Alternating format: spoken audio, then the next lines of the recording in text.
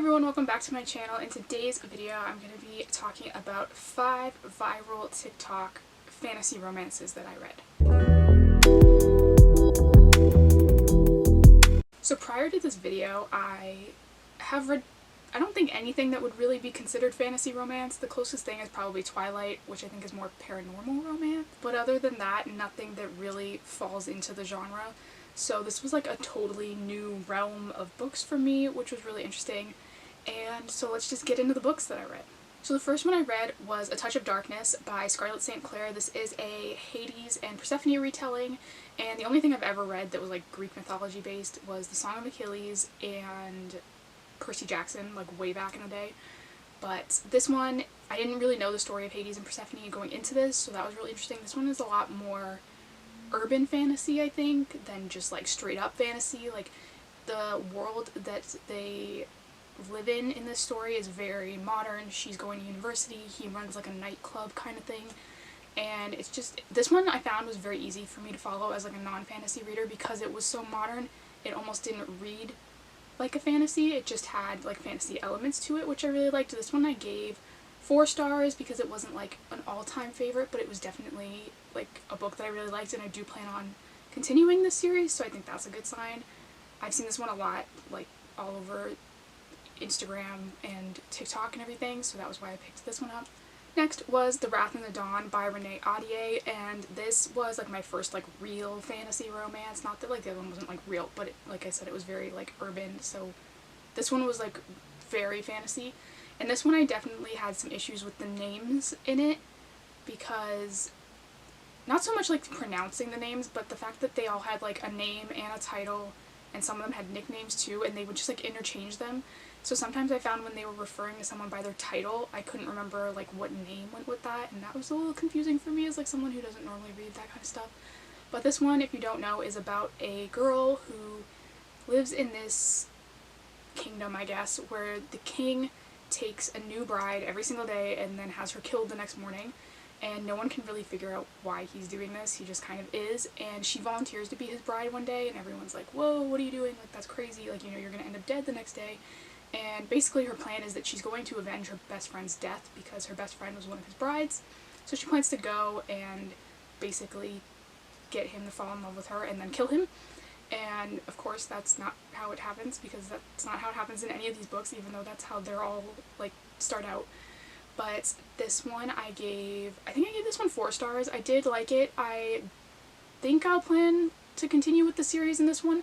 This one is probably the one that I'm like least likely to continue on the next books, but I still think that I might pick them up, so I'm not gonna say like never. But again, like this one was like 4 stars maybe. The next one I read was Serpent and Dove by Shelby Mahurin. I hope that's how you pronounce that. It's probably not. But this one is about a witch who ends up married to a witch hunter. So she's obviously trying to hide the fact that she's a witch from this guy, and he's still out hunting all these witches. And so it's like, this one I feel like was a lot more enemies to lovers than some of the other ones, because he's straight up like trying to kill her people. And I did have some issues with the ebook of this one for some reason. I couldn't get into the book physically. I ended up listening to the audiobook of this one, which I thought was a lot better.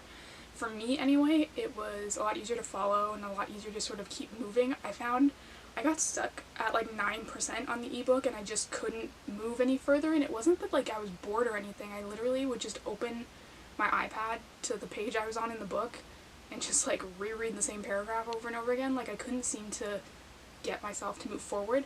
And so that was sort of weird with this book. I don't know if that was probably just a me thing, because I don't think everyone would have that problem, but it was a little strange.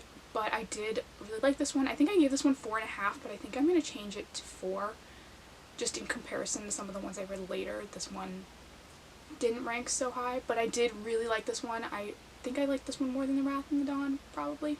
Next, I read Daughter of the Pirate King by Tricia Levenseller, and I loved this book.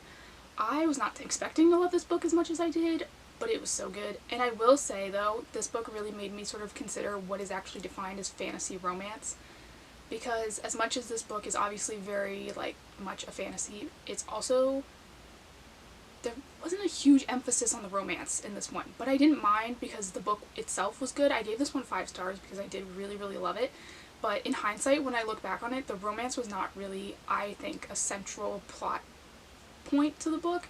It was more of a subplot, which I guess is common in fantasy romance, because that seemed to be like what all of these books were kind of like. But I did really love this one. Like I said, this one is about a female pirate who is from, like, almost her whole crew is all females, and her dad is the pirate king, and he wants her to get herself kidnapped onto this ship so that she can find a piece of this map that's gonna lead them to this island of, like, all the treasure and whatever. And so she gets on this ship, she pretends she's, like, kidnapped, like, they think they've kidnapped her and whatever, and she's sort of going along with it, but she has, like, this whole plan and everything to find this map.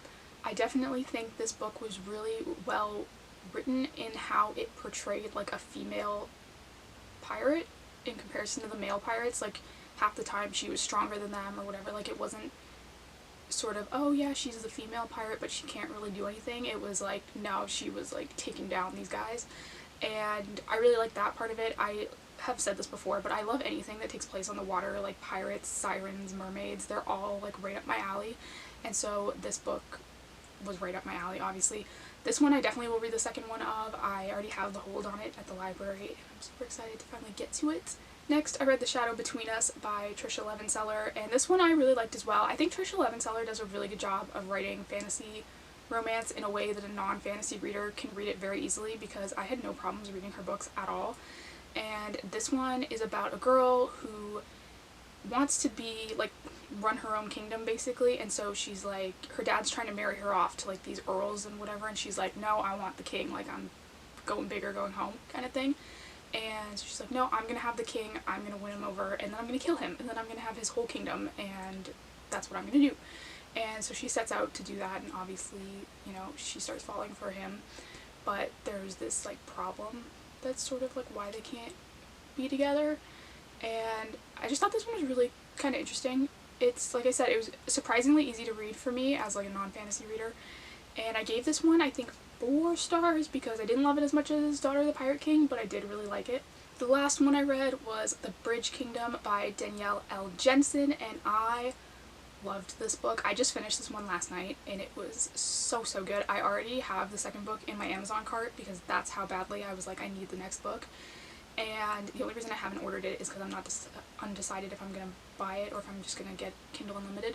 But I am obsessed with this book. It was so good. I gave this one 5 stars. I was going to give it 4.5, because honestly there was, like, a part of the plot that kind of confused me as, again, non-fantasy reader. But I think what it, like, came down to was I just missed, like, a sentence early on in the book somewhere that explained something that I then didn't understand for, like, half of the book. And I also didn't understand because when I went to try and figure it out after I finished the book, I didn't understand it, because basically my problem was, like, with the geography in the book was they kept referring to this place that wasn't on the map in the front of the book, and I think what it came down to was this place was the sum of a bunch of other places, and I just wasn't making that connection. And also on the back of the book they refer to it as the Bridge Kingdom, and I think they only refer to it as that as, like, maybe twice in the whole book, so I thought that was a little odd. Maybe I'm missing something there too, I have no idea. But other than that, I really like this one. It's about a girl who is sort of raised on this, like, compound with her half-sisters, and they're all being raised so that one of them can be the bride of the guy who is, like, the king of the Bridge Kingdom. And the bridge controls all the trade from, like, all of the places in the area, so they make a ton of money off that, and she's sort of raised to believe that, you know, they're doing it out of greed and to make more money, and, like, they all live in these fancy palaces and whatever, and she's going in to marry him to sort of infiltrate the place, learn all their secrets, send them back to her dad so that he can take them down, basically. And she sort of gets there and she's with him, and he doesn't really trust her at the beginning, and he's, like, keeping her away from all of the secrets and stuff and not letting her see anything related to the bridge. And she sort of starts to realize that, like, maybe it's not what her dad was saying. And this one was just really good. There was a lot of different things that were going on in this book that were all, like, I kept wanting to read more, and like I said, I already have the second one in my cart because it was just so good. So I did really like this one. This one sort of sent me off on a thing of, like, now I want to read all the fantasy books ever, so, like, if you have any recommendations for me, leave them down in the comments and I will check them out. And so anyway, that is everything for today's video. Thank you guys so much for watching. Don't forget to hit the subscribe button down below, and I will see you next time.